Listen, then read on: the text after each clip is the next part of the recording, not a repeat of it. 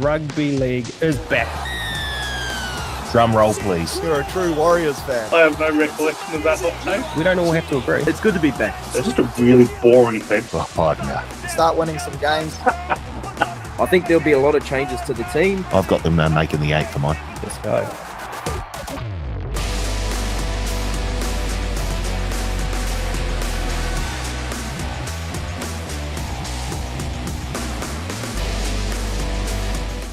Well, welcome back to the Advantage Line, your one-stop shop for all things Rugby League. And unfortunately, I'm not joined in studio this time by our good friend Carl Tiley, or Tim, as some people like to call him. He's away on holiday, a well-deserved holiday, to be fair. But what I do have is 3 fantastic guests, well, co-hosts, to be fair. We'll head up to, I'm guessing, Papamoa right now for our good friend Blake Ashford. Blake, welcome along. Thanks for having me, Paulie. Great start to the show. Really looking forward to this very tight ship run by yourself, so I can't wait. Yeah, if there's one thing that won't get in the way of this of my lunch is this podcast. We will cut it off early if I have to. I'm not missing out on the burger of the day today. A wee bit further north is our good friend Ben Searle of Surly Talk Sports. Surly, welcome back, mate. Yeah, I want to hear what the burger of the day is, mate. You can't just stop there. Tell the yarn. I don't know which restaurant we're going to for lunch, but it's burger on a plate. It's a little thing they do down here in Wellington over the winter months, and every restaurant puts up a special burger, and then you vote for it, get the top burger. So, yeah, there's some very good ones going around. Speaking of burgers, let's head across the deck. Friend, Nick Tedeschi. Handcuffs are off. No, Carl. Mum and Dad have gone out. The teacher's left the room. It's time to get a little wild here. Right. First victim, burger on a plate, one of the biggest bits going around, just quietly. Here's a tip, just do a good burger. Don't go trying to put cranberries and weird stuff in things. A burger's a burger. Just stick to your basics and do it well. So, Paul, make sure you find a place that just does a normal burger. That's what you need. So you're stock standard, a cup, top of the bun, bottom of the bun, a meat patty, maybe some lettuce, bit of tomato, and some mayo. Fried onion. No mayo. No, mayonnaise should never be on a burger. If mayonnaise is ever on a burger, that burger should be thrown out. What?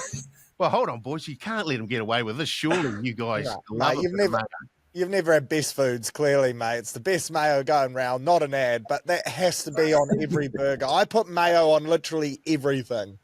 I will throw a food out if it's got mayo in it.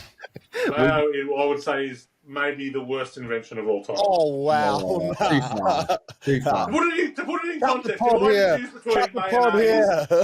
if I had to choose between eating mayonnaise and saying something nice about Sonny Bill Williams, I'd have to seriously consider the options. It looks like we've stirred up more controversy around mayo on thing than the bunker has stirred up over the last weekend. We might actually touch on that a wee bit later, but we should have a look at our betting from last week. First of all, personally, boys, where do we start? Teddy, I think you had a fairly successful weekend punting-wise. Yeah, a good weekend. Eels hanging on for the cover there. The Wars didn't quite hang on for the game, but the Plus got the job done. Had the Titans, which was nice. Under 42.5 in Dogs Tigers, just held on by half a point. And the highlight of the weekend, though, was not obviously for the game itself or for the inaugural NRLW Magic weekend, but it was an unders fiesta in that mud patch up in Newcastle. So that was great. But no one wants to hear all the good news stuff. They want to hear the bad news stuff. So the worst beat of the weekend, I had Philip Sami last try, Titans head-to-head, which was winning until the trainer ran in front of him. Cleary kicks a field goal, and then instead of kicking a field goal, Cleary missed one from 10 metres out in front. They score a 60-metre try, so lost all bets there. So cheers Casey Badger, cheers Penrith trainer, cheers cheating out of Penrith, cheers Nathan Cleary's talent, Cheers, Blaze Twangy. Thanks very much. All of the people above have just made one of Teddy's lists. It's a list you don't want to be on, but to be fair, it's quite there's a Extensive population there, so you may get lost in the crowd. Surly, how about punting for you over the weekend? I attempted to beat the bookies on the weekend with some Warriors selections that I was hoping. Look, I wasn't that sure they were going to win. I was just hoping they were going to return lucrative odds, and it wasn't to be. But I did have some good player options. Got some intel that Fangai was moving to the wing early, so took him over 150 run meters at $4 into Aaron Clark, who I knew was going to play big minutes in the middle. He was at $2 for over 150 run meters too. So that was a nice little multi there, which came in pretty easily. Rode home Joshy Curran on his milestone game. That was a nice little personal bet too for him to salute, and he did, which was good. Fell short of a same game multi on that one, thanks to Teddy's dogs. I'll never bet on them again. Apart from that, though, a couple small wins, nothing big. Just really tried hard for that Tane at $6.40, and it didn't quite come off for me. I'll tell you what, there were two nations in despair at full time in that one. Blake, word may have leaked. Word got out. Were you part of the nations that were disappointed with a few things that happened on the weekend? Yeah, I was, mate. But look, I had one good, one bad. Obviously, the good one was, the Mighty Tigers getting up. And, sometimes you just got to stay loyal. Sometimes you got to back your teams. And you get a good price for them. And, geez, they were impressive.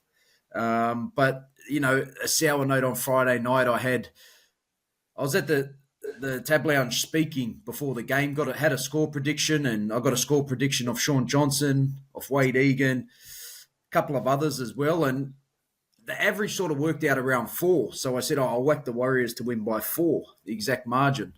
And 2 points up, Felice Kafusi goes to the bin. I thought, this could be it here. We're going for the 2.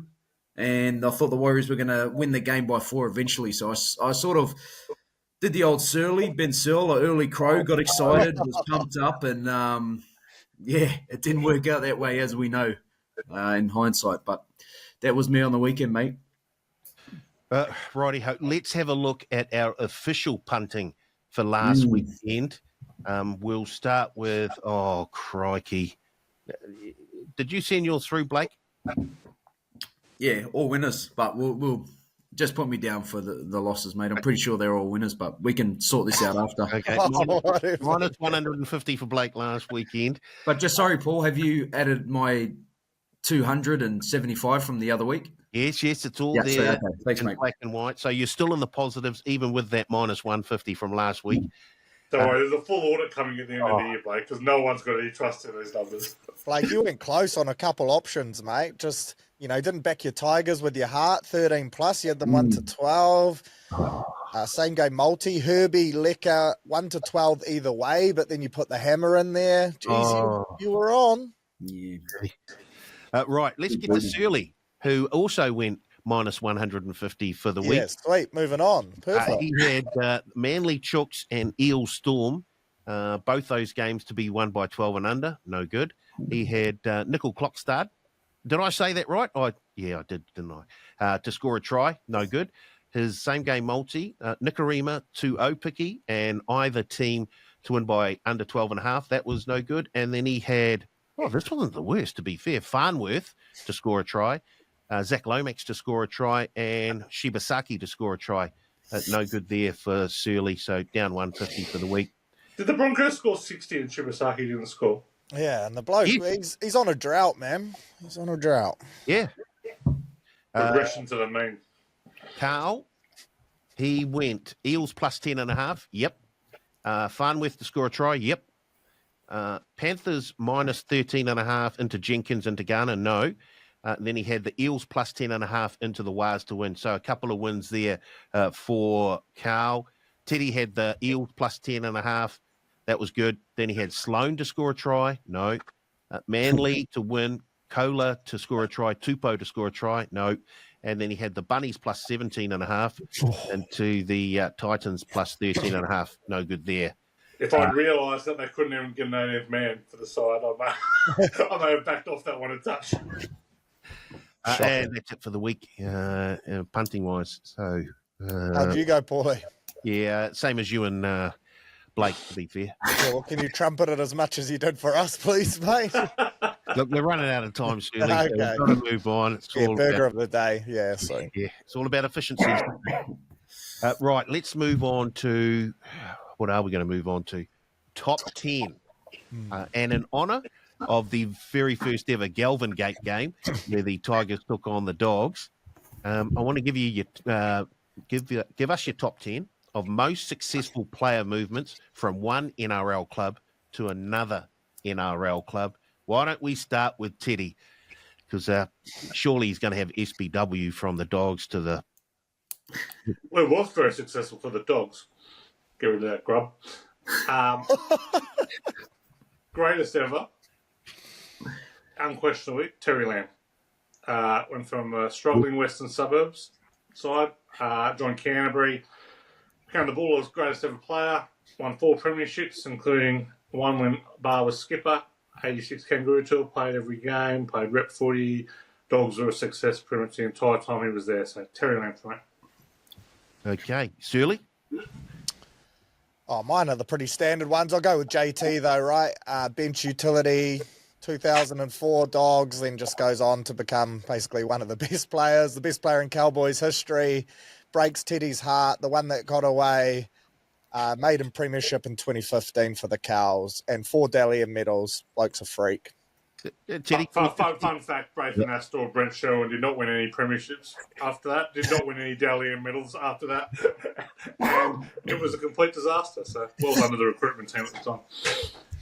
So he was one that got away from the Dogs then, Teddy. Just a little. Yeah, you could say that. We might have had 6 premierships if in the last 20 years if he'd stayed. I haven't won one since. So the curse of JT. Okay. Blake, you going to nominate yourself, Tigers to the Sharks, or...? No, it's about people going to clubs and winning. Right. Yeah, not making them worse. Mine's probably, look, I think this bloke's the best. The brick with eyes, Glenn Lazarus. Yep. Look, the Raiders, 89-90 GF, goes to the Broncos in 92. They win back-to-back. End of his career, goes to Melbourne, dominates there for a year. Second year, they win the competition. While throughout his whole career playing Origin and representing Australia, arguably one of the best props to ever play the game. But, success just followed him. 5 titles in 11 years is pretty insane. And, mine's the big brick with eyes. I'm going to throw in Cooper Cronk here. His move from the Storm to the Roosters, won comps at both clubs. Did it with one arm in one grand final. And is one of the best analysts of the game now. So, for mine, Cooper Cronk, he can be on that list somewhere. Back to you, Teddy. I'm going to go back in time a bit because Carl's not here to stop me and go with Johnny Raper. Left Newtown to play with St George. First 8 seasons at St George, won 8 premierships. Became one of the 4 original Immortals. So pretty handy move there for the Saints, grabbing an Immortal and winning 8 straight titles. So Johnny Raper. Shirley? I'm going to go one of the greats, Jimmy Maloney. Melbourne Storm to the Warriors, then to the Chooks, and then to Cronulla as they got their first dub as well. So the bloke was just on a heater there for that period. Everything he touched turned to gold. Blake? Yep. I'm going to go Justin Hodges. Now, left the Broncos early and sort of looked like trouble was going to follow him, but he went into a Roosters team, which is my favourite Roosters team. Obviously, watching them when I was younger, they won a title there. Then obviously went back home and had a great career with the Broncos. I think he's one of the hardest centres I've ever had to mark as well. And just, the way his career sort of could have finished before it even started, with Origin and some troubles, but then to bounce back and win a couple of titles in numerous clubs. I think Justin Hodges for me. Look, I'm I'm going to go with Kevin Campion here, his move from the Broncos to the Wars, because he made such a big difference to that Wars side. That went to the Look grand at Teddy. Look at Teddy just waiting to veto. Hey, guess what, Teddy? There are no vetoes. Oh, No vetoes today, all right? The handcuffs are back on. He was a huge part of that grand final team for the Wars, and I just think he added a whole heap of culture that the team needed. And yeah, he would always be the first one into battle. So yeah, Kevin Campion for mine, just a super one of my favourite players of all time. So I've listed 7 premiership winners with a combined maybe 25 premierships with their new club, and you've thrown in Kevin Campion. Now, I love Kevin Campion. Kevin Campion is Rugby League's greatest ever bleeder. He is an absolute cult hero. But there is no way he's in the top 10 player movements of all time. That's got to be a veto. A Daniel veto. Righty-ho, Teddy. Who's your next one? I dare say a veto's coming right back at me here, but I'm going to go with the Chookdale Halligan. North to Canterbury. His last ever game for North, kicked 1 out of 6, and then went on, won a grand final, played in 2 more for the Dogs, became a hero, kicked winning goals from the sideline against Parramatta in the Paul Carriage game. Dale Halligan. Blake's got his hand up, ready to fire a veto in here, but the Chook Dale Halligan. Go on. Oh, I don't know, man.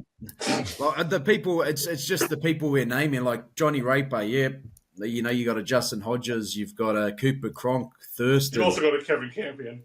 Yeah, but that was vetoed, wasn't it? come on, we can't go off the rails here, can we?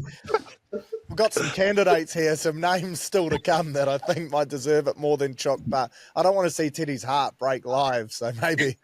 Oh, well, he did play rugby union, so my heart won't completely break, so he's always got that hanging over him, apparently. Right, Surly. Freddie Fittler started off as the Panthers as a schoolboy, started in the centres for them, and then, of course, went across to the Chocks, won premierships, and is just considered one of the game's greatest ever players, really. So a great pickup from them. Won a very dubious premiership when Canterbury were removed from the competition. But asterisks. Is the asterisk next to their name or next to the Bulldogs' name? Yeah. There's just lots of asterisks floating around, Paul. We don't need to get into the details. If we give the Bulldogs that one, do we give the Storm theirs back? Yeah, and 100% we do. and the players get their boats back and everything. Always get their boats, their houses, everything that got repoed. Come on. I'm going to go Greg Inglis. Yeah. Now, for a bloke who was a freak, who won titles with Melbourne, and then obviously, like we just spoke about, had to go. Someone had to give. He went to a club that hadn't won a title in 43 years. Now, they had the Burgess boys. They had a great side, but I would argue with anyone if Greg Inglis isn't the fullback, I doubt they win that title.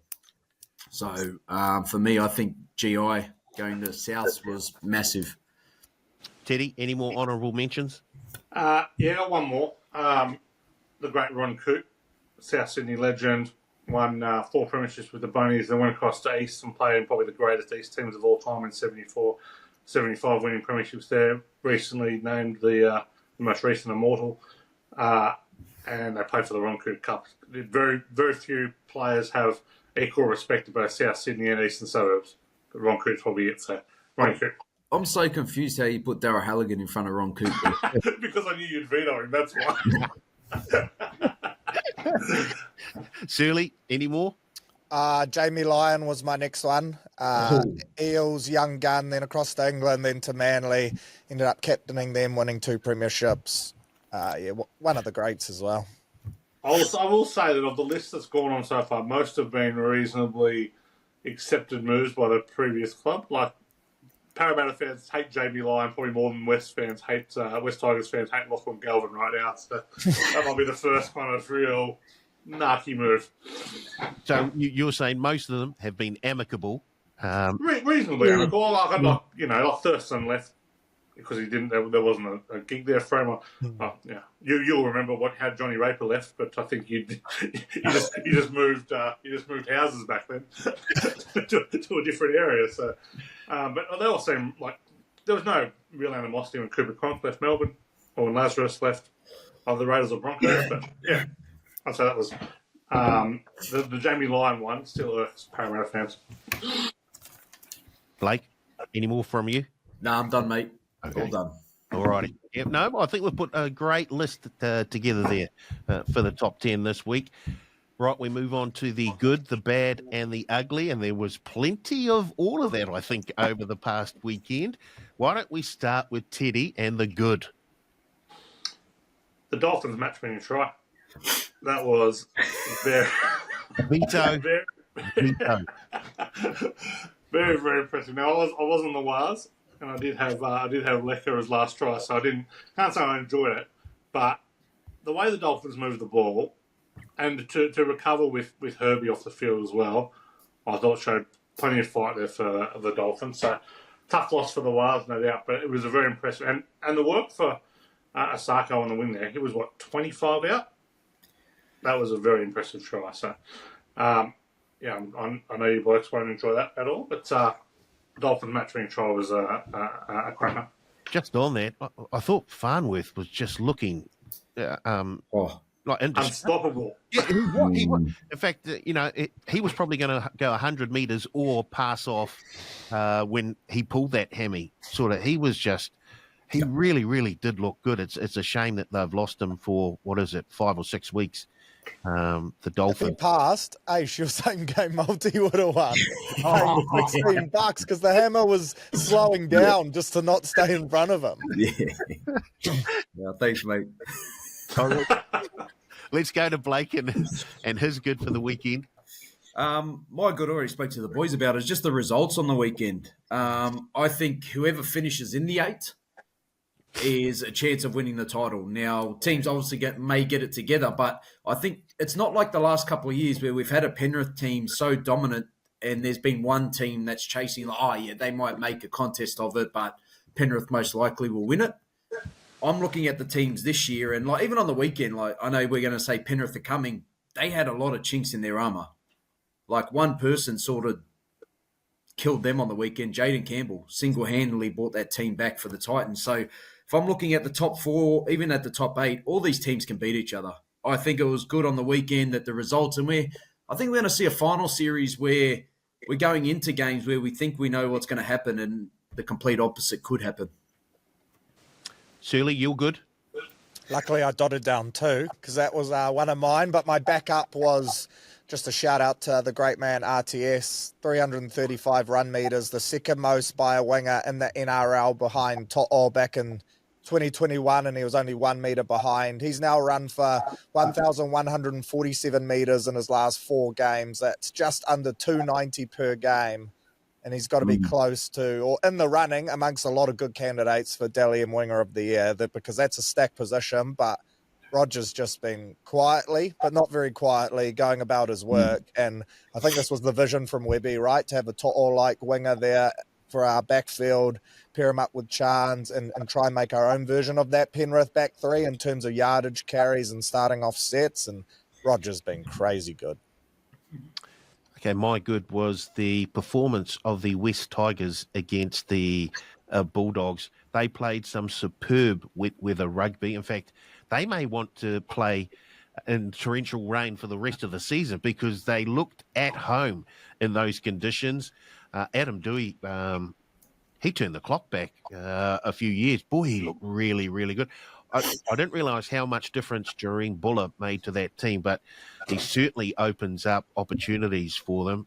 And for them to I thought they completely outplayed the Canterbury Bulldogs and have done the Wars no favours this week, certainly. But in terms of a performance, I thought they were absolutely superb, the West Tigers. So they've done it tough over the last few weeks. It was good to see them playing to the potential that they have. And no spoon either. How good. Yeah, no spoon. And I see what you did there. You saw Teddy's Dolphins and you matched him with the Tigers pumping the Bulldogs. Get that into your Teddy. Yeah, return serve, return fire. Yeah, I like it. Let's stick with Teddy for the bad. The bad? Not a single coach has been sacked. The first AFL coach was sacked this week. And it is disgraceful. Let's go back. Not since 2016 have we gone this late in the season without a coach being sacked. Wow. Last year, Demetrio round 8, Griffin round 11 year before, Barrett round 10, Morris round 5, Carney round 6, Garth Brennan round 17, Anthony Griffin again round 21 at Penrith, Jason Taylor round 3. Now, they're the kind of sackings you want to see, round 3. That's what I want to say. And not only do I like the blood in the water, it is that there are that many bad coaches who are not going to be there next year, and no one is willing to get themselves in the market first. It's bad practice if you're North Queensland or Newcastle or any of these clubs that are going to be looking for a coach to not get out there and get it first. Like, everyone's talking about Josh Hanna being the hottest ticket in town, whether you're chasing Willie Peters. There's no purpose in sticking with the same coach if you are going to move on next year. You need to get out to market first and get your guy. So don't like it at all, and wish that we'd seen a bit more blood in the water, because when it comes, it's going to be worse than Jaws. It's going to be, the water's going to turn red, but I'm getting a bit antsy right now. We're around 23. Okay, yeah. He's itching. He's itching. Always look on the bright side of life, as Teddy's mentioned. Blake, you all good? My good was the results. Sorry, My bad is the refereeing, and mainly the Saturday games. Sitting down, to have a beer on the Saturday, watch the games, and started off with obviously the no try that should have been a penalty try, and that Casey Badger said, "Oh, the head high has nothing to do with the play." I mean, it's quite idiotic. It was quite idiotic, really. And then we move along to the Raiders-Dragons game. I thought that got out of control a bit with some of those calls. And then the Roosters-Eagles, some of the head highs that were called, it just players' heads are just going back in contact and the arms going around a chest, but they're just reacting to it, the referees. And I think just some of the officiating on Saturday really was pretty poor. I'm doing a Teddy, but I'm doing it in a mild-mannered way. It was pretty poor. I like it. Surly, you're bad? I've linked all of mine to the Warriors in some way, random, off-brand for me. But my bad was that the Titans were robbed of a chance to win that game due to the Penrith trainer, which now puts pressure on the Warriors. We would have loved for the Titans to have knocked off the Panthers there just to give us that bit of that buffer on the ladder, but instead that Penrith trainer gate has really applied the pressure on the boys in our top 4 spot, because this week now becomes almost must-win territory. Titans should have won that game. That trainer knew what he was up to. You can't tell me he did it on accident. He looked embarrassed, but only because he got caught. He was like a little kid stealing candy from the supermarket. He had all intentions, mate, and the Panthers have a history of this. Mm-hmm. Yeah, you're not wrong. My bad was the same as Blake's, to be fair. The officiating throughout the weekend in total was just... sometimes you think, well, they can't get any worse. And I'm not saying that I'd do better. Actually, I am saying I would do better. I think I would do better. Very rarely I would back you in anything, Paul, but I would back you to do better too. They seem to be able to find a new low. You think they've hit the absolute rock bottom here. No, they dig another metre down and they go again. How did Crichton not get sent off or sent to the bin? No, it was exactly the same that happened, only moments earlier. Yeah. Oh, yeah. No. Let's move on to ugly, Teddy. I'm combining probably the last 3 bads there. We're going to the Panthers trainer disgrace, and Surly hit it well. Like, there was 100% deliberate. All this other rubbish. It's just blatant shithousery from Penrith, and they've been doing it for years. But I thought Liam Kennedy and Casey Badger handled that apparently. That should have been like an 8-point try. It was deliberate act of misconduct after a try had been scored. It should have been awarded a penalty under the post after he shot a goal. Like, it was that simple. Like, this wasn't a complicated thing of just like, is there a rule to take place? This was like when Jerome Luai had his hair pulled a few years ago. There's no rules in rugby league against pulling hair. It's just the general misconduct, bringing the game into disrepute. That's what should have happened in that situation. And Liam Kennedy should have marched right over onto the post afterwards and awarded a penalty and given him a nice shot at goal. And I thought that was appalling they didn't do that. And I think that even the penalty being handed down, Phil Gould says, too harsh.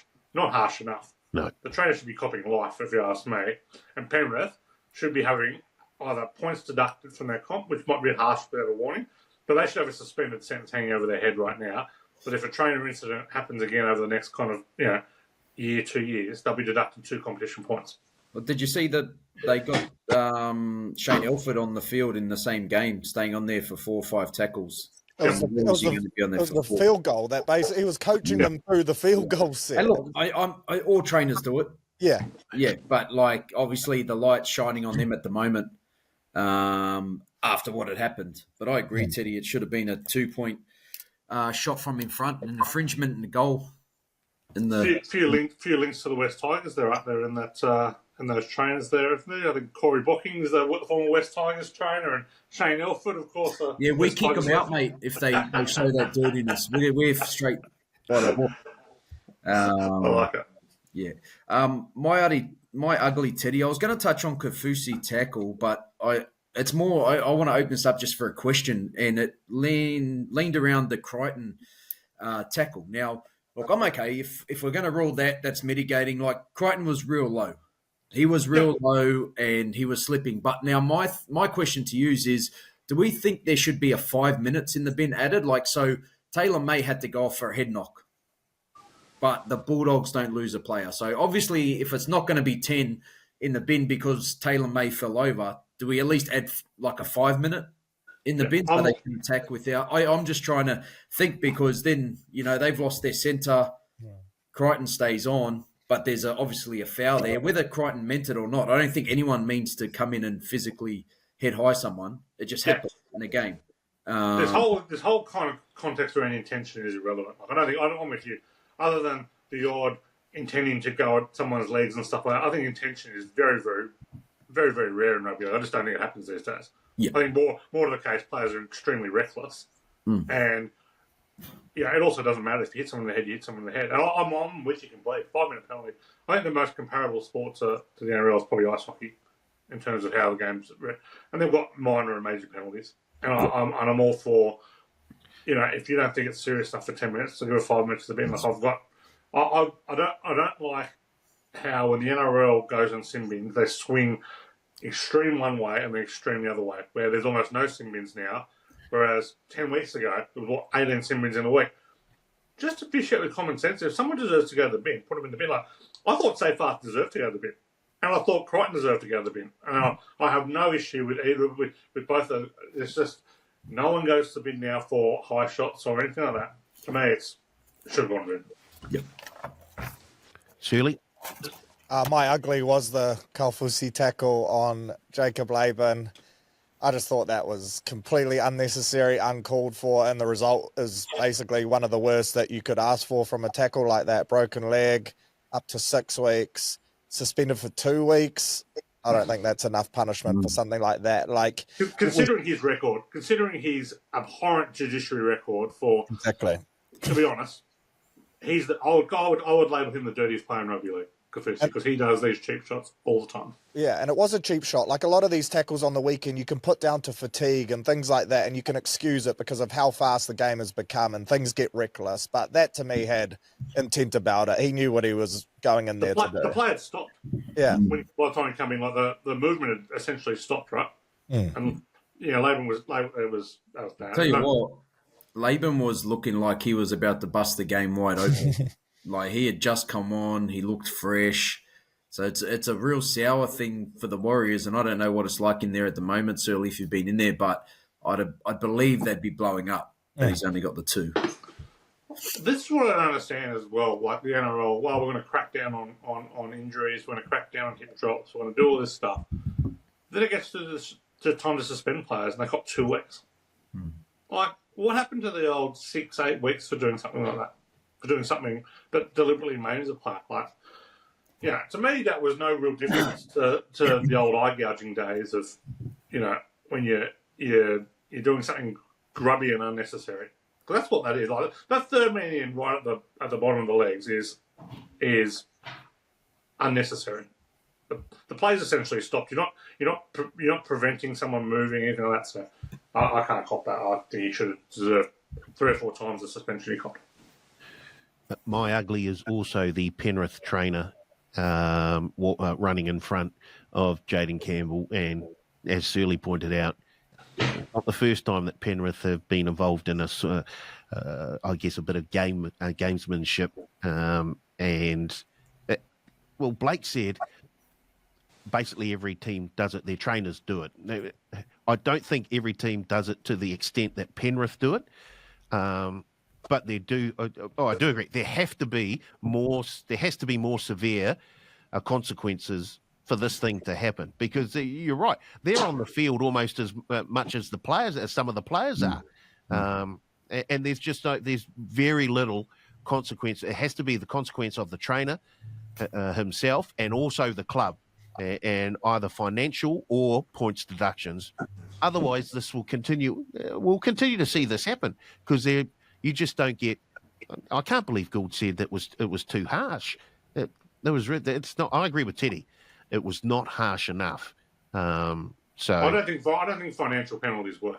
Would the Penrith Panthers pay $50,000 for 2 competition points and possibly top 4? They'd pay it in a second. Yeah. They would pay it in a second. So things that are going to hurt them are competition points. We can't penalise draft picks or anything like that like you can in other sports. So competition points.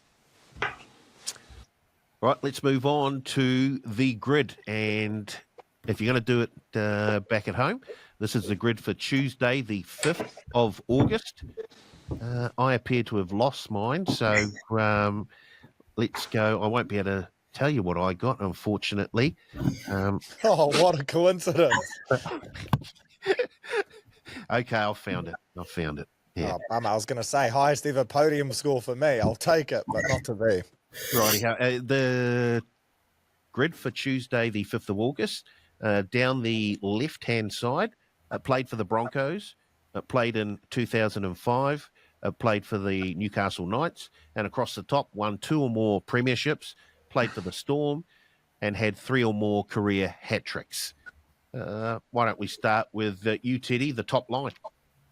Broncos 2 or more premierships, Kevin Walters, Unicorn 1.42. Broncos Storm player, big prop Scott Anderson, Brain 2.54. And Broncos 3+ career hat-tricks, the big Dell 4.55. Blake? I've gone Michael Hancock, Wizard, 1.42. Lungi Setu, played for the Broncos and the Storm, Brain, 2.81. And I've also gone Dell for the hat-tricks with the Bronx, 4.55. Shirley? 2 or more premierships, Broncos, Brad Thorne, 3.24. Manly Broncos, Tyson Smoothie, Brain, 2.28. Thought that was quite generous. And then 3+ career hat-tricks, Wendell Saylor as well. I've gone Tony Carroll, 4.63. Tyson Smoothie, Brain, 2.28. Israel Folau, 3.87. Hey. Disgrace. In the lead, Paulie, maybe. Yeah, that's as good as it gets. 2 or more premierships, played in 2005, Ryan Hoffman, 4.21. Storm, played in 2005, Dustin Cooper, Wizard at 0.30. 3+ career hat-tricks, played in 2005, Ty Williams, Wizard, 1.62. Oh, I thought I was killing it in this role. Played in 2005, good old centre, Paulie Fatawira, 1.24, Wizard. Storm, played in 2005, Jake Webster, Brain, 0.58. And 3 career hat-tricks, Matty Singh, the old Roosters, Cowboys, Queensland legend, 2.07, Brain. He was a great finisher. I had Ryan Hoffman, 4.21, Antonio Calfusi, 1.64, and Sean Berrigan, 2.73. I had Jeremy Smith, 100. Wait, you didn't have Paulie Fats? I can't believe that. To be honest, if you name it, two-time premiership winner, Paul Fatawira, that doesn't seem right. Doesn't come immediately to mind.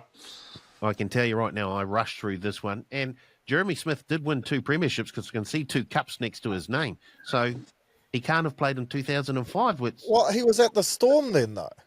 Because I've got him in the grid below, and it says... I'm just looking him up now, but I have a funny feeling he might have missed that season. Oh, and it goes that with specific. injury. Holy. Oh. Oh, well. Next I've got... He debuted in 2004, played 2 games, did not play 2005. Oh, Oh, brutal. listen. Oh. I thought you might have the wrong Jeremy Smith there, if you remember the old Same. Parramatta halfback. Yeah, I know the one you're talking about. No, because it has Melbourne. Melbourne next to his name. Yeah. Yeah. David Kidwell, 1.76. Greg Inglis, 5.73. 2 more premierships. Newcastle Knight, Josh Perry, 11.82. That was so hard, that question. Yep. That was a brutal one. Storm and Knights, got Paul Marquette. Bray, 1.74. 3+ career hat tricks. Knights, grand final hero, Darren Albert. Wizard, 2.14. I've gone Jeremy Smith, 16.55. Knights and Storm, Clint Newton, 4.24. And I've also gone the grand final hero, Darren Albert, 2.94 Wizard. I had Jeremy Smith as well, 16.55. I had Luke McDougall, Wizard, 1.53. And then I got smoked on Dom Young at 6.56. Oh, okay. Mitchell Pearce, 100. Luke McDougall, Wizard, 1.53. Oh, wow, roller coaster. Edric Lee, 100. Oh. Can we hear your score? What was your score? Hold on. The page can't quite fit it on. I've just got to move it over a wee bit. Hold on. 319.8. Oh. We might have a record broken. Oh, gee. Well, I think I was third, clearing you by almost 300 points. I had 43.3, so I'll take it. I had 36.4. 31.1. Yeah. It was a tough one. Tough one. Yeah, bloody tough one, to be fair. Those hat tricks ones are hard because you kind of don't want to take too much of a risk with Yeah. them as well. You want, So I tell you what, I would have thought Edric Lee had 3 hat tricks. So. A little bit stiff there. Still, Mitchell Pearce for 2+ premierships. You don't deserve any sympathy there. Did he? I thought he won. Yeah, no, he didn't. All right. What are we going to do? Let's do a head-to-head now for this week's games. And we're going to start off with Thursday night. Thursday night, we've got the Storm up against the Broncos. Storm 150, Broncos 260. Teddy? Broncos. I'm going to go the Storm. I'll go the Storm. Storm. Newcastle Knights, Penrith Panthers. Knights 375, Panthers $1.28. Panthers. Wow, Panthers. Was that the clash of two swords? No, that was I'm going Panthers, to mate. Panthers Come on. as well. Pride myself on that. How dare you, Paulie? How dare you? Canberra Raiders, Manly Sea Eagles. Raiders $1.46, Sea Eagles $2.75. Manly. Yeah, Manly. Canberra. Raiders. Dragons Sharks, $2.75 the Dragons, $1.46 the Sharks. Sharks. Sharks. Sharks. Dragons. Dolphins Roosters. Dolphins $2, Roosters $1.82. Dolphins. Roosters. Fins. Roosters. Bulldogs Wars. Bulldogs $1.42, Wars $2.90. Wires. Wars. I'm getting in quick before Warriors. Blake. I'm jumping him because I'm excited. Warriors, yeah. Did Teddy say Wars? He did. I don't know if it's smoke screen or... I'm waiting for the moral. Yeah, I'm waiting for the moral. I'm dubious about that selection, but I'm also taking the Wars. The Titans Rabbitohs. Titans $1.48, Rabbitohs $2.65. Rabbitohs Morals. Yeah, I'm going Rabbitohs too. I got to go Rabbitohs then. Is that because Latrell's lurking? Or... Okay. Latrell's lurking. Teams off getting flogged. Wooden spoon clash. Bennett getting them up. Any team off conceding 60+ is 20-4 against the spread, and they've won more than half the game. So Brandon Smith back in. Jamie Humphrey's back in. Final game of the round. Eels against the Cowboys. Eels $1.64. Cowboys $2.30. Cowboys. Moses playing. Yep. Yeah. I'm going to go para. Para. Eels. Right. We got that through that okay. Now we'll have a look at a few games in depth. We'll start with the Thursday night game, the Melbourne Storm up against the Brisbane Broncos. As I said, the Storm $1.50, Broncos $2.60. They're 5.5-point favourites, the Melbourne Storm. The game total set at 46.5. Teddy, give us the stats as to which way we should go here. Now, this is a matchup between one of my favourite teams and favourite teams to watch against one of my least liked teams and least liked coaches, and least liked assistant coaches.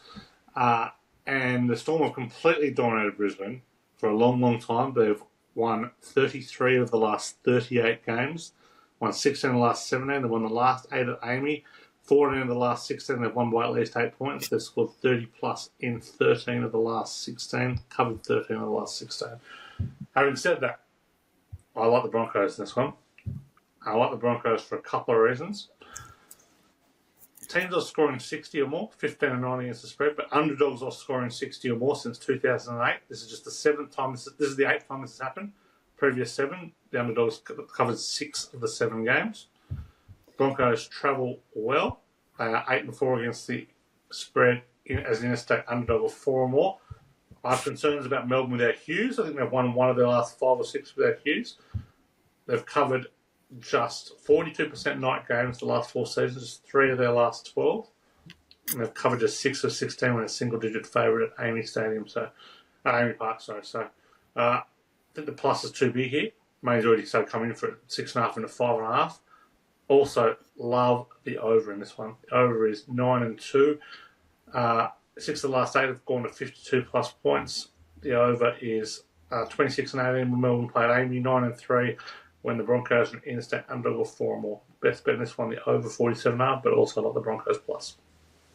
Okay. Shirley, I think you went with the Storm. Yeah, I did, just because of that. They've won 16 of the last 17, and the Bronx haven't won at Amy since 2016. If this was at Suncorp, I would have gone with them for sure. It's also Harry Grant's 100th game for Melbourne, so I think they'll lift for him, and I think they'll get this done. But the no Hughes factor does worry me. I just don't trust the Broncos still fully to be able to put out back-to-back performances of that style of footy that they like to play and be consistent with it. So I'm going to go Melbourne, but I wouldn't be surprised if the Bronx get up. You're spot on there, though. Like, I didn't think they were very good last week. I've never seen a team put on 60 and be less impressive. They were very ordinary that first half against South, and they're complete flat track bullies who just run up a score when the game's all over. So I don't feel good about the tip, but I think you're 100% right. They could show up and get it done, but they could just as easily turn it up and get people at 40. And that's the thing. I think why I went the Storm as well is I'm just not convinced with Brisbane yet. I'm not sold that they're a team that, if Melbourne play the Melbourne style where, hey, you're coming to Amy, we'll drag you down to the depths right here, we'll kick, we'll put pressure on you, be physical with you. I just don't think the Broncos, or we've seen that from the Broncos yet. They've won by big margins against teams. I don't think we've seen them sort of grind out a victory too many times this year. And until they do that, I mean, I just couldn't take them against Melbourne. But this week will tell me a lot about the Broncos. I am on Melbourne, but look, if the Broncos can somehow figure that out and play a tougher style of footy and not try and play pretty, and like you said, Teddy, it was 18-8 at halftime. They weren't blowing them off the park. Against a team missing, 80% of the salary cap? Yep. So it'll be a good game anyway, a good game to open the round.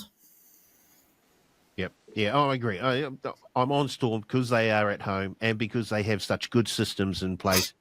Obviously, no Hughes is a big out for the Storm, but they do seem to be able to sort of, I guess, do things and have such good systems that they're able to keep that sort of winning thing go. And the fact that the Broncos, I think, haven't been as impressive as you would have expected them to be. So, yep. I'm with the Storm. They've been more impressive than I expected them to be. Yes, well, yeah. I guess your expectations were slightly different to mine in terms of the Broncos. We'll move on to our next game that we're going to have a look at, the Dragons and the Sharks. The Dragons 2.75, the Sharks $1.46.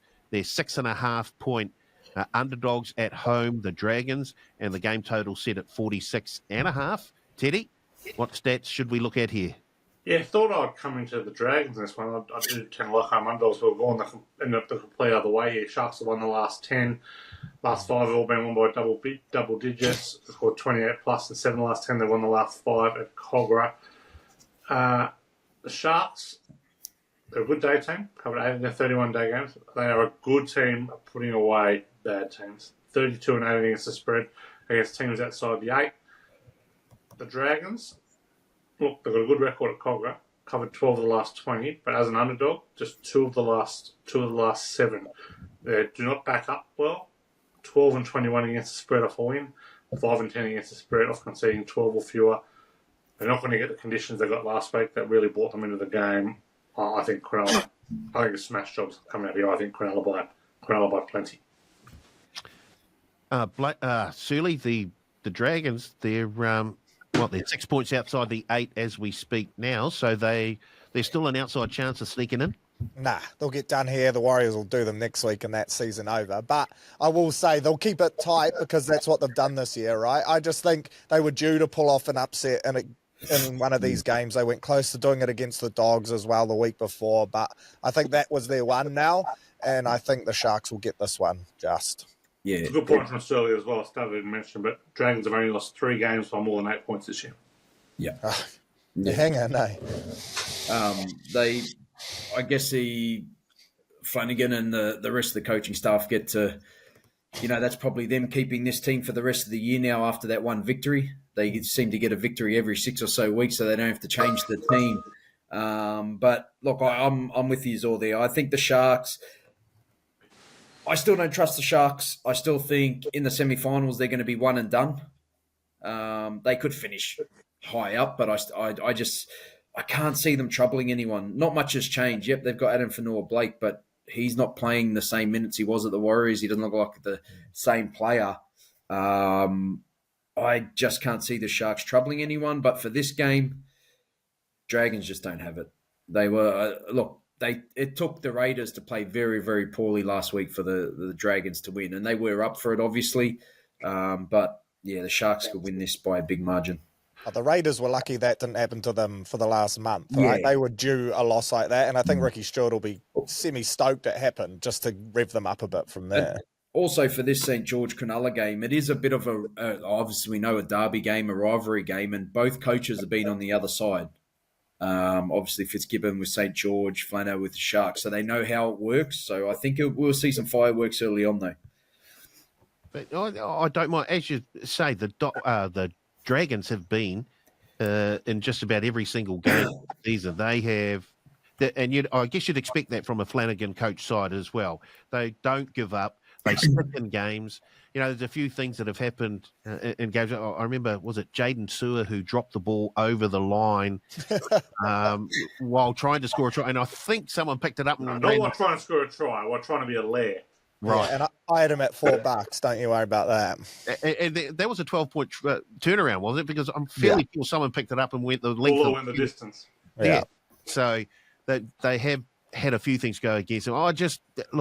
They're the sort of team that just they're like a bloody bug that just you can't get rid of. You're trying to slap it away, and it just keeps bothering you. And the longer it keeps bothering you, it puts you off your game. And I think they can put the Sharks off their game this weekend and pick up a win and keep their slim finals hopes still alive. So, yeah, I don't mind the Dragons. The next game we're going to have a look at is the Dolphins and the Chooks. The Dolphins, $2 here. The Chooks, $1.82. They're 1.5-point favourites, the Chooks, and the game total is set at 47.5. Teddy, how should we approach this game? Yeah, I think this is probably the most important game of the weekend and maybe the toughest game to pick. Dolphins won their inaugural match a few years ago, if everyone remembers. There's a massive upset over the Roosters at home. There's, I think, 7.5-point underdogs. Roosters have won 3 since. Last 2 have hit 62 points. Dover's 3-1 in the last 4, so in the 4 games we've played. Dolphins, they are 26-20 against the spread as an underdog. They've covered 7 of the last 9 at Suncorp. In the last 3 at Suncorp, they've scored 43 or more points. They've covered their last 3 off their state trip. The Roosters, they are 8-11 against the spread at night, 3-8 against the spread off a win, 7-12 against the spread for a 13-plus win. The over is hitting the last 4 Roosters games with a 13-plus win, 15-11 when the Dolphins play at Suncorp. Best bet in this one, probably the over. I think there's points in this one. I've tipped the Dolphins. I'm leaning towards the Dolphins, but Herbie does so much for them. I'm not really... I also don't really believe the team they've named will be the team they'll run out. So I'm kind of expecting Averillo to pop into the centres, put back into the centres maybe, but I'll wait and see on this one a bit more. But I think there'll be points in this one. I like the over, but I'm on Dolphins. I can't tell what's more out of backing them out the 8 and I want them to win and what's reality, but this Roosters side I don't think they've been playing particularly well for patches. So, and Dolphins can take advantage of that, but I'm not going to knock anyone picking the Roosters here. Chile? Yeah, coin toss for me too. Just came down to, I think I trust the Dolphins a little more than the Roosters in terms of that consistency piece again. But yeah, looking at the forward packs makes me nervous because that's where the Chooks have the advantage, right? When you look at the Dolphins forward pack, they're decimated with injuries and suspension. They've got guys like Molo, Nichols, Keeley up against Lindsay Collins, Nafahu White, Angus Crichton. So the Roosters certainly have the advantage there on paper. I don't know, I just trust the Finns more. And for a try scorer, Hammer's scored 14 in his last 7 games at Suncorp. So he won't break Aisha's heart again this week. Chuck him in, Blake. Back him with confidence, mate. Are you backing him, Blake? I probably will back him now. Thanks, I'm going to tuck him in there. But no, look, I really do like this Roosters team. I think they can cause upsets at will. They're big, they're fast, they're powerful. You touch on their forward base, their forward pack. What about their backline? Like Billy Smith is a good defensive centre. He's a big body. But the threat that I don't think they use enough still is the kick to the corner to Tupou or Nwanga-Nitawase. Like those two can break a game at will. Robert Toya's still his first year basically in playing good footy. And Sammy Walker and Savala I think are a perfect combination. I really do. I think they are with Savala's big kicking game and Sammy Walker's little deft touches around the try line. I love the Roosters. I think that they can win this. I think they're going to make the 8. And I think this is the start of what could be a very good month of footy for the Roosters. Even though it's a tough run, I still think they can win more than they lose. There aren't many better players to watch in the comp than Sam Walker. I forgot how much I enjoyed watching him play. Even though I was on Manly last week, I was in deep on Man last week. That little kick running up the line there, it was just that's why you watch rugby league. He is not a robot halfback, which we've got way too many of these days. I hate the term, but plays eyes up footy, plays what's in front of him, sees stuff. Yeah, sometimes it works out, sometimes it doesn't. But I'll tell you what, stick with him because he's a star. I think Savala almost balances him better, right? Because in the weeks beforehand, they were so Walker dominant, and with Sandon Smith and Townsend, it was almost to their detriment, whereas Savala kind of balances it out nicely. I thought last week they looked the best they have in a while. And big body defensively as well, Savala as well. Yeah. So I think he made like 25 odd tackles, but they kept trying to pepper him, and he holds his own, so it kind of gives the forwards more protection room for Walker. I agree with Blake here. I think the Roosters are just starting to get healthy and getting there close to their top team back on the field, and the combinations are starting to go. That rugby guy, he's a handful for anyone, and he's looked very, very good in a backline that is full of stars. He's a handful for anyone, Paul, but is he more of a handful than the ball is for him? Oh, gee. Or is he more of a handful than his last name for Blocker Roach? He's tough, mate. Yeah, Marky Mark. That's a tough watch. But the Dolphins have done so well with the amount of players that they have out. They've almost got another team, a first-grade team, injured out. Well, their best board pack is pretty much out. Correct. Yeah. Plath, Gilbert, Flegler, Kafusi now. I'm sure I've missed a couple in there. I know Finafuriaki was out hurt for a while. Like it's tough, yeah. Yeah, but and I think the loss of Farnworth, who was he's been on fire the whole season, to be fair. He's a huge part of that back line. I think the Chooks, and this is a battle between 8 and 9. Chooks only 2 points outside the 8. If they do beat the Dolphins, I think they still stay outside the 8 because of points to an inferior points differential, but they won't want to be 4 points outside the 8 with a loss this weekend. Nah, they're done if they lose. They're done. Oh. Yeah, they're essentially 2 games behind the Dolphins at the moment. And they got the some hard differential. games too, don't they? Yeah, they've got a tough road into the finals. Right, the big game, the one we all want to be watching this weekend. Oh, boy, if this isn't a game between us and him, then I don't know what is. But we do have the Dogs at the core. Dogs, $1.42. Warriors, $2.90. 8.5-point favourites, the Dogs at home. The points total, wowee, set at 42.5. Teddy, you did mention the Wars in the head-to-head. Why? Yeah. I have no idea how Canterbury is short considering the way they've been playing the last bit. I reckon they've played one decent half of football in 6-7 weeks.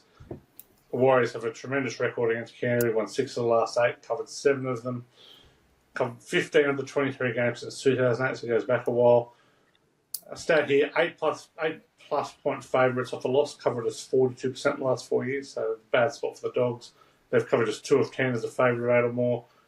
None of those have come in the 3 games at night when they've been favoured by 8 or more. Great spot for the Warriors. Covered 9 of 11 off a loss. They've covered 10 of 15 against top 8 teams. 12 of 18 in the state. Covered 5 of the last 6 as an underdog of 8 or more. This is just a absolute bang hit job on the plus here. I'd be very disappointed if the Warriors lost this one. This is almost a moral game, you would have thought, for the Wars. Gee. I do like the under in this one as well. I think it's going to be a very low scoring game, which brings a plus into it too. 5 of the last 7 between these two, 36 or fewer. That's very low scoring. The under is 7-1 in the last 8 Bulldog games on the core, 8-2 and they're favoured by 8 or more, and it is 14-8 when they play top 4 teams. So, like the under, unfortunately, very keen on the Warriors. Shirley? Yeah, I don't know whether to trust Teddy there. Yeah. I think he's done one of the great sell us up the river jobs there and really tried to pile the pressure on. But we have won 6 of our last 8 against the Dogs, and we've won 4 of our last 5 at a core. And we should have bet the Dogs there last year. The weak-gutted dog took Tamare Martin's head off, basically, and didn't get a penalty in front, which would have won us the game. Leka Halasima, almost one of the great tries ever. But I'm backing us to get this done. I think they miss Connor Tracy, I really do. Big time. Big I think time. they really do. Kidaz is a great player, but I just think Connor Tracy's work ethic, his reliability, what he offers them from the back is just so underrated, and you often don't notice it until he's not there. So it was very unsettling last week for the Dogs as well, because Carraz was playing fullback on kick returns and in defence. Yeah. And Crichton was playing fullback in attack on the line. So Yeah. I thought it was really unsettling to the team, and I would hope that Carraz just plays fullback the whole week. yeah, they're almost doing too much, right? And when I saw that Tigers win, I was a little bit gutted because I thought perhaps we'll get a bounce back from the Dogs this week. But I think there's going to be that many Warriors fans there. They'll be into the Dogs fans too. It's going to be a great atmosphere. But yeah, I'm gonna tip the Warriors 1-12 in a really tight one. Blake, how do you see it playing out?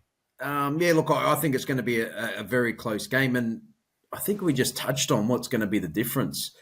You've got Tain Tuoipiki bringing the ball back, who usually breaks tackles, but then you've got Roger Tuivasa-Sheck coming in, and it's not so much his stats for me that are good, it's the back-to-back efforts. Like on the weekend, he'd come in for a play-2 carry, he'd about to go back to his wing, he'd look around, the forwards are stuffed, I'll have another one. Same as Chans, right? Yeah. Carry tackle 1, carry tackle 3 when he's at fullback. Tain does the same. It's work rate, man. And that's the same as Roger. Roger's getting those carries in, and I just think that's the difference when you look at Carraz now at fullback. If he's taking that first carry, you know, you don't have that same power from a Tuala or a Rinakama. And Carraz's offloading ability, I think, is lost in that first play because no one's back behind the ball. And that, you know, I think him play 2 and 3 is much better. But I still think it's going to be a close game. The Warriors need to start fast. That's where it's at. If they start slow in this game like they did against the Dolphins, the Bulldogs are hard to run down. So I think the Warriors really need to start fast in that first 20. Rinakama is defensively very, very poor as well.